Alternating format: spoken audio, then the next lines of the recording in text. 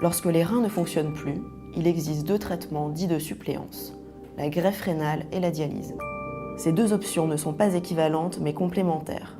Souvent, les personnes jeunes dont les reins cessent de fonctionner connaîtront au cours de leur vie une ou plusieurs greffes, en alternance avec une ou plusieurs périodes de dialyse.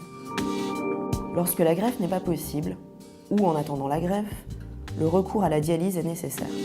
La dialyse permet de débarrasser le sang des toxines, de l'eau et du sel en excès grâce à une machine de dialyse et à un rein artificiel, on parle alors d'hémodialyse, ou grâce à l'utilisation des capacités de filtration du péritoine, on parle alors de dialyse péritonéale.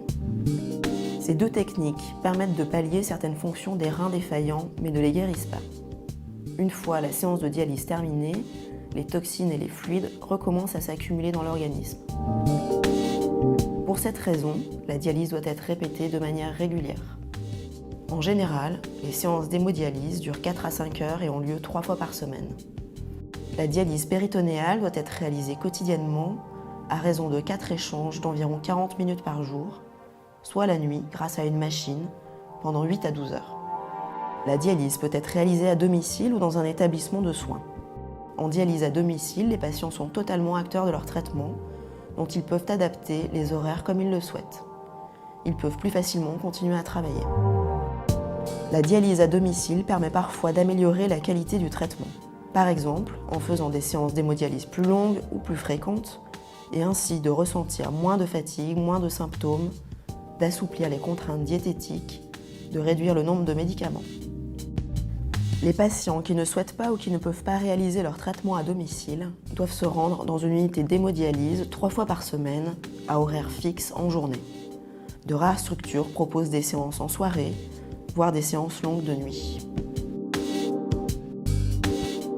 Dans certaines circonstances, notamment en fin de vie, ou quand la dialyse devient trop difficile à supporter ou n'apporte plus de bénéfices, des aménagements peuvent être proposés pour ne pas commencer ou pour arrêter progressivement la dialyse, tout en assurant un accompagnement et un confort optimal.